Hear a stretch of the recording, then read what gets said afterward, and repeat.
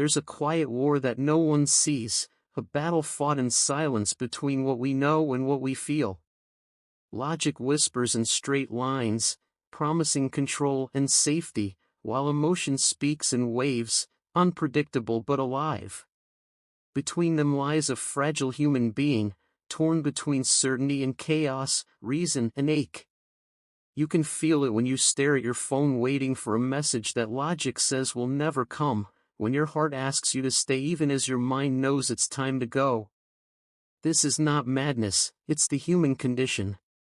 Every thought carries a heartbeat, every emotion carries a reason, and between the two, a quiet war unfolds, not to destroy each other, but to remind us that truth lives somewhere in between. Inside every mind lives a quiet duet. One voice measures, the other feels. Logic arranges the world into patterns that make sense, it speaks in the language of plans, explanations, and safety. Emotion moves like water, shapeless but alive, reminding us that the heart does not need permission to speak. Each day becomes a negotiation between these two, the mind reaching for order, the heart reaching for meaning. In ordinary moments the tension is gentle, a pause before a text, a hesitation before a truth. But under the surface, both voices long to be trusted. Logic fears chaos, emotion fears silence. And so, within us, they circle each other endlessly. People often believe one must win. Yet the human experience proves otherwise. We are not machines, nor pure feeling. We are bridges, vessels carrying both light and storm. To live is to translate emotion into understanding and turn understanding back into empathy. Every relationship, every decision, every late-night thought reveals the same hidden conversation. Is it safe to feel? Asks emotion. Is it wise to act? Asks logic. The self listens, uncertain which to obey, and in that hesitation, that trembling moment between impulse and restraint, the truth of being human flickers alive. No one is born divided. In early childhood, emotion rules the world. A child laughs, cries, rages, and loves without censorship. But slowly, invisible teachers arrive. Parents hush the crying, teachers reward composure, society applauds those who keep it together. We learn that intellect earns approval while feeling invites risk. Somewhere between scraped knees and silent classrooms, emotion becomes something to hide. A small voice inside learns that tears embarrass and longing is weakness. Logic steps forward as the guardian, the one who will prevent rejection and keep the world predictable. By adolescence, the divide deepens. The head becomes a shield, the heart a secret. We speak of goals, careers, and achievements, but beneath every polished sentence pulses a quiet ache for authenticity. The modern world rewards rationality, yet people feel emptier than ever. We have been trained to think instead of feel, to explain instead of experience. The origin of the silent war lies here, in the moment a child decides it is safer to be correct than to be alive. From that day forward, logic becomes armor, and emotion becomes a ghost wandering the halls of memory, waiting to be remembered. Beneath poetry lies biology. The human brain houses this war in two ancient regions, the prefrontal cortex and the limbic system. The prefrontal cortex, our inner architect, plans, reasons, organizes. It wants order, prediction, and control. The limbic system, the emotional core, reacts, remembers, and feels. It carries the wisdom of instinct, the memory of touch, the echo of every joy and wound. When the limbic system cries out, the prefrontal cortex tries to negotiate. It says, wait. Explain. Justify. Yet emotion does not speak in logic's grammar. It pulses through the body as a racing heartbeat, a lump in the throat, a sudden tear. The conflict is not failure, it is biology doing its work. Every decision you make is a collaboration between these two. When balanced, logic tempers feeling and feeling humanizes thought. But when one dominates, imbalance breeds suffering. Too much emotion clouds judgment, too much logic starves the soul. Neuroscientists call this process cognitive emotional integration, but lived experience gives it simpler names: intuition, empathy, overthinking, guilt.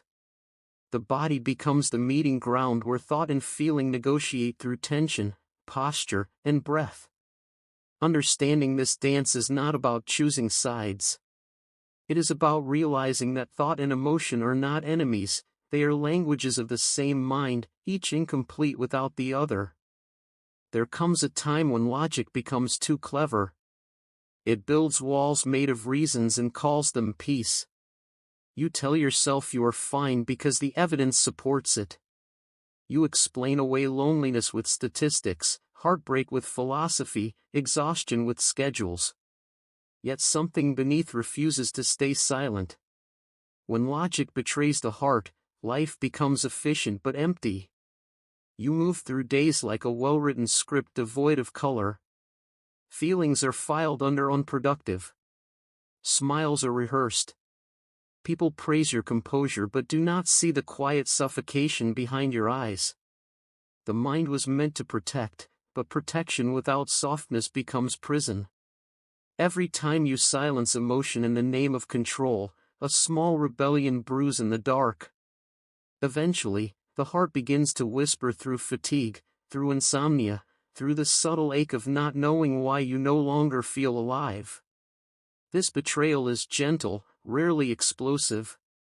It is the slow erosion of meaning, the moment you realize you can describe happiness but can no longer feel it. Logic promised safety, but safety without warmth is isolation disguised as strength. Emotions, when denied, do not disappear, they evolve into shadows that find new ways to speak. A sudden wave of sadness in a quiet room. A burst of anger over something small. A dream that leaves you trembling though nothing went wrong. These are not intrusions, they are memories asking to be heard. When the dam finally cracks, the flood seems irrational. Tears come without warning. Old wounds surface with vivid clarity. People call it breakdown, but it is often breakthrough, emotion reclaiming its rightful space in the conversation of the mind. The body becomes the messenger, racing pulse, tight chest, trembling hands. Logic tries to analyze, but emotion wants to feel. The rebellion is not against you, it is for you.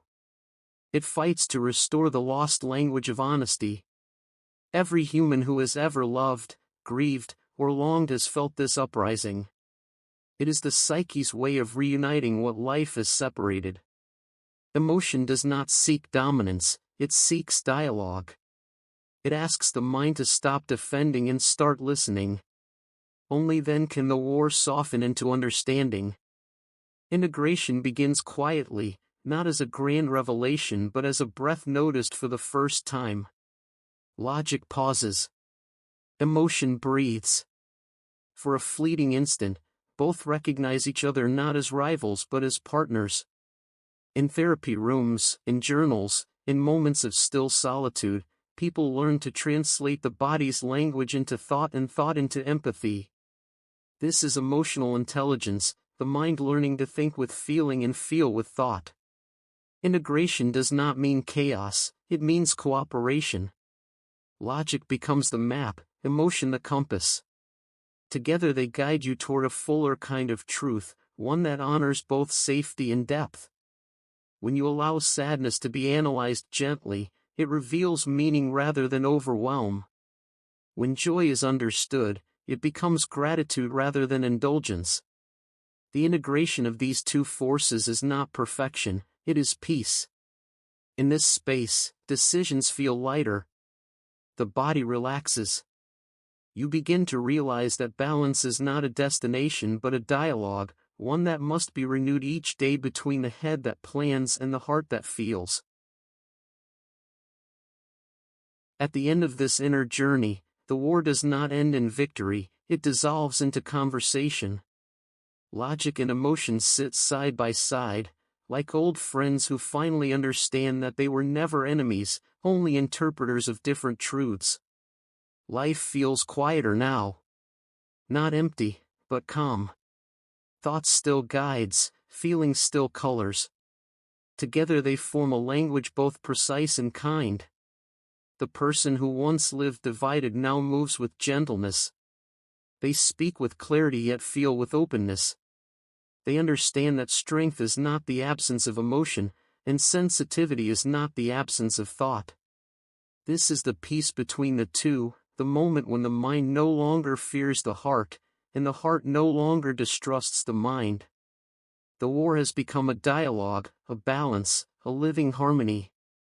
In this peace, you realize the truth that was always waiting beneath the noise, that being human is not about choosing between logic and emotion, but about learning the art of listening to both, until they speak as one.